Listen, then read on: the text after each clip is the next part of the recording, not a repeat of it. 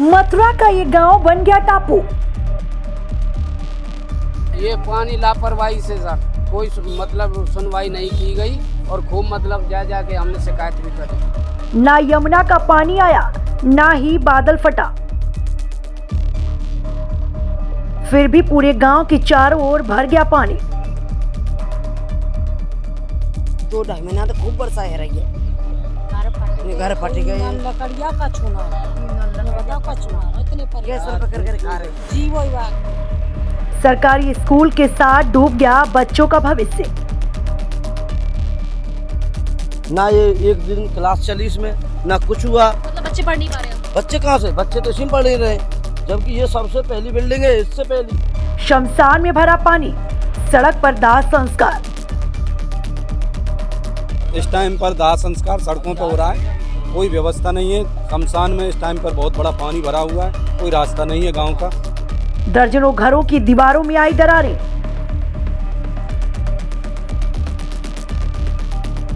कभी भी गिर सकते हैं गांव में मकान। किसानों की फसलें हुई बर्बाद, खाने के पड़े लाले। खुद विधायक साहब का गांव भी डूबा। पानी में तैरता हुआ दिखा गांव का विकास। ना तो यहां यमुना का पानी आया है और ना ही यहां कोई बादल फटा है, फिर भी मथुरा का ये गांव इंडोनेशिया के गांव की तरह टापू बन गया है। गांव के चारों ओर पानी भरा हुआ है। ऐसा लगता है यहाँ के ग्रामीण तैरते हुए गांव यानी कि फ्लोटिंग सिटी में रह रहे हों। गोवर्धन विधानसभा के अंतर्गत आने वाले इस गांव का नाम है मुडसेरस।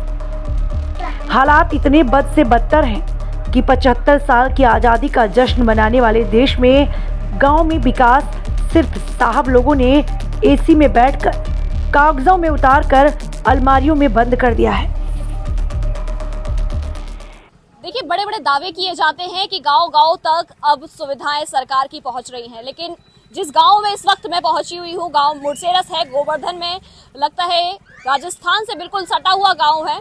इस गांव में जब मैं पहुंची हूं, मेरे पास लगभग 1 हफ्ते पहले एक कॉल आया था, जिसमें एक व्यक्ति साफ तौर पर बोल रहे थे कि आप मैडम हमारे गाँव आइए, हमारे गाँव में स्थिति बद से बदतर बनी हुई है।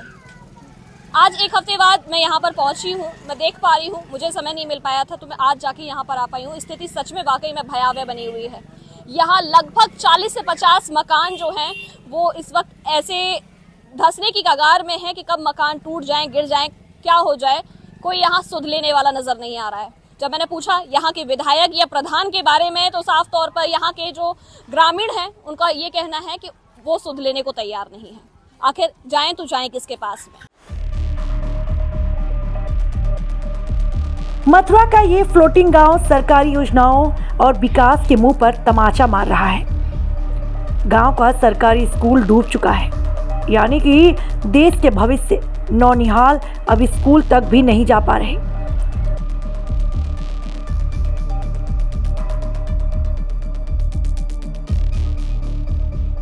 हाथ में क्या है? ये हाथ में ये है कि मैं आज से नहीं बहुत समय से शिकायत पे शिकायत दे रहा हूँ, मुख्यमंत्री पोर्टल पे दे रहा हूँ।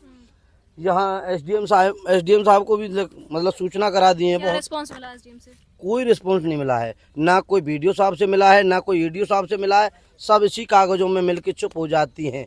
आज ये बिल्डिंग देख लीजिए, दीवार, ये जो स्कूल है ये अभी ज्यादा दिन का बिल्डिंग नहीं है, ये सामने वाला ये सरकारी विद्यालय है यहाँ पर, जो कि और अभी इसको धंसने की कगार पर इस वक्त नजर आ रहा है। ये दिखा दीजिए आप पूरा, क्योंकि बिल्कुल जिस जगह पर मैं मौजूद हूँ यहाँ चारों तरफ पानी ही पानी नजर आ रहा है। इसके चारों तरफ पानी है। ये स्कूल है, इससे सबसे पुराना है और ये बिल्डिंग उसके बाद की है। इसको ये इस कारण गिरा हुआ है। ना ये एक दिन क्लास चली इसमें, ना कुछ हुआ। तो मतलब बच्चे पढ़ नहीं पा रहे हैं। बच्चे कहाँ से, बच्चे तो इसी में पढ़ नहीं रहे, जबकि ये सबसे पहली बिल्डिंग है, इससे पहली। यानी अगर कोई हादसा, अगर बच्चे आ रहे हैं अभी या नहीं आ रहे हैं? नहीं, अभी तो आ रहे हैं। यानी कोई हादसा हो जाता है उसकी जिम्मेदारी लेने वाला यहाँ नहीं है। अब ये दीवार है मैम, ये दीवार है, मैंने कई बार शिकायत की इसकी यहाँ से ही ईंट निकाल के यहीं से स्कूल में से और इसको नई दीवार के उसमें दिखा दिया गया। मैंने इसकी भी शिकायत की, पर अब वो बोलते अधिकारी इसको दिखाओ मुझे कहाँ से है, प्लास्टर हटाओ, मैं कहाँ से प्लास्टर हटा पाऊंगा? ये उसके लिए देखो, अभी मेरे पास लेटर है, मैंने बहुत जगह दिया है। देखो मैंने कितने देखो, मैं आपको दिखा दूं, मेरे करीब 9 हैं इनके, मतलब खाली ओनली वो मिल चुका है, खाली इनके सवाल मिल चुके हैं। बाकी की मुझसे खुद बाकायदा एडीओ पंचायत साहब ने, वीडियो साहब ने, सभी ने समझा दिया मेरे को, कुछ नहीं होता है, कागजों में रह जाओगे, आप अपनी जिंदगी खराब मत करो, आपको कोई रेस्पॉन्स नहीं मिलेगा। शमशान में पानी भर चुका है। गांव में मृत्यु होने पर परिजन दाह संस्कार के लिए शमशान तक नहीं पहुंच पा रहे, इसलिए मुख्य सड़कों के किनारे ही दाह संस्कार किया जा रहा है।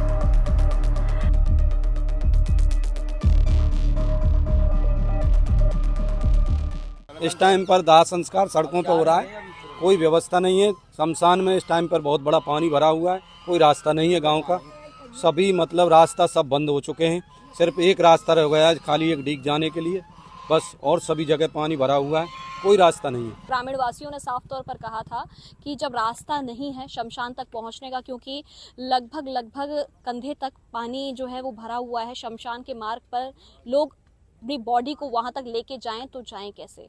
शमशान के अंदर भी पानी भरा हुआ है, शमशान के मार्ग में भी पानी भरा हुआ है। तो ऐसे हालातों में यहाँ के जो ग्रामीण हैं, अगर कोई मृत्यु हो जाती है तो ये मैं रोड पे खड़ी हुई हूँ, मेन मार्ग है जानू की तरफ जाने का, बरसाने के लिए साफ तौर पर ये मार्ग जो है बरसाने जाने के लिए है। और यहाँ पर आप देख पाएंगे कि सड़क किनारे इन्होंने यहाँ एक शव को जलाया है गाँव में। क्योंकि कोई जगह नहीं है जलाने के लिए, ऐसी हालात जो हैं वो इस गांव के बने हुए हैं। इससे बदतर क्या हो सकता है, इससे ज़्यादा बुरा क्या हो सकता है कि जहां एक बात कही जा रही हो प्रधानमंत्री नरेंद्र मोदी के बड़े बड़े दावे कि हर गांव विकसित होगा, हर गांव में खुशहाली आएगी। कहाँ है खुशहाली? क्या आज की तारीख में भी सड़कों पर शव जलाने जैसे हालात बनेंगे? एक बड़ा सवाल हो जाता है।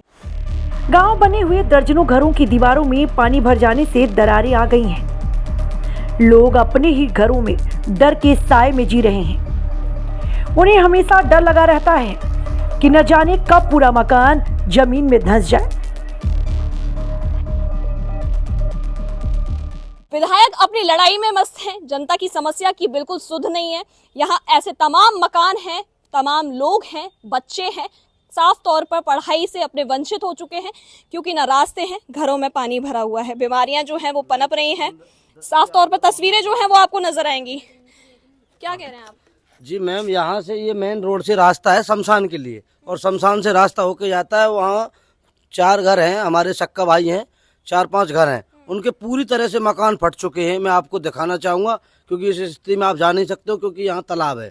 इस तालाब होने के कारण आप निकल नहीं पाओगे, इतना करीब पानी है। आप अभी मैं आपको निकाल के दिखा दूं, पर उधर से थोड़ा निकल सकते हैं। एक हमने आधा दरवाजा डूबा हुआ है इनका, पहले तो दरवाजा ही दिखा दो। ये देखिए, आधा दरवाजा डूबा हुआ है इनका। ये हालत हम लोग वैसे देख पा रहे हैं कि शहर में बाढ़ आई हुई है मथुरा में, क्योंकि वहाँ यमुना जी हैं, लेकिन यहाँ ना यमुना है, ना किसी भी तरीके का कोई तालाब है, ना ही कोई गंगा बह रही है, लेकिन केवल और केवल यहाँ बीमारियां जो हैं वो उत्पन्न होती हुई नजर आ रही हैं। आगे की तस्वीरें भी दिखाऊंगी। पूरा गांव लगभग फसलों पर निर्भर है, मगर अब हालात ये है कि जहां तक भी नजर जा रही है वहां तक खेतों में सिर्फ पानी ही पानी नजर आ रहा है। किसानों की फसलें बर्बाद हो चुकी हैं, ग्रामीणों के खाने के लाले पड़ गए हैं, पशुओं के लिए हरा चारा सब खेतों में जलमग्न हो चुका है।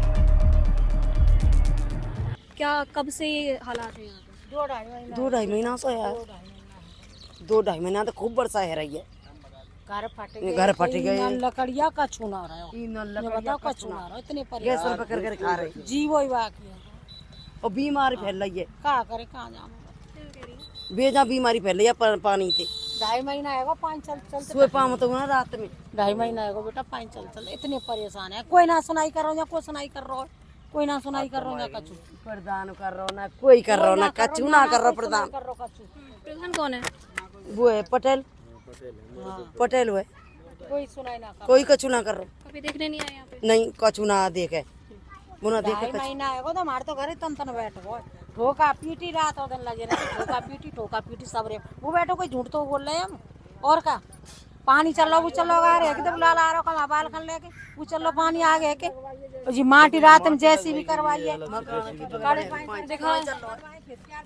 देख रहे हैं आप कि अपने घरों को बचाने के लिए किस तरीके के प्रयास जो है वो लोगों के द्वारा किए जा रहे हैं। जेसीबी के द्वारा यहाँ मिट्टी डलवाई गई है जिससे कि इनके घरों में नीचे दरार ना है, पानी जो है वो नींव तक ना पहुंचे, जिससे इनके घर बचे रहें। इस तरीके के प्रयास करते हुए एक अपने घर को बचाने का एक कोशिश इन लोगों के द्वारा की जा रही है। चारों तरफ पानी पानी तो वो आपको तस्वीरों में दिखाई देगा ही। एक बार इधर भी घुमा के दिखा दूं, सड़क के इस पार दिखाऊं या इस पार दिखाऊं, चारों तरफ आपको पानी ही पानी, जलमग्न पूरा गांव नजर आएगा। ऐसा लग रहा है कि यहाँ लोग रहते भी हैं या नहीं, क्योंकि पानी ही पानी नजर आ रहा है केवल और केवल। ये खेत हैं, ये तालाब नहीं जबकि ये खेत हैं। इसमें बहुत बहुत पानी है इसमें। अभी आपको दिखाऊं तो मैं इसमें घुस के दिखा सकता हूं कि कितना पानी। इन दिनों गांव मुड़सेरस के हालात ये हैं कि जमा हुए पानी में अब बीमारी पनपने लगी है। कभी भी पूरे गांव में महामारी जैसी स्थिति पैदा हो सकती है। इस ओर जिला मथुरा के किसी भी जिम्मेदार अधिकारी का कोई ध्यान नहीं है। हैरानी की बात तो यह है कि खुद गोवर्धन विधायक मेघश्याम साहब का गांव जानू भी डूबा हुआ है। एक नहीं दो नहीं, विधायक साहब के पैतृक गांव के आसपास कई गांव बद से बदतर हालात में जीवन यापन कर रहे हैं। देखिए, इस वक्त समाधान यही गांव के लोग अपने आप बता रहे हैं कि अगर हमारे गांव में यहाँ ये जो पटरियाँ हैं, अगर इनको प्रॉपर सही कर दिया जाए तो शायद इनके गांव में पानी नहीं पहुंचेगा।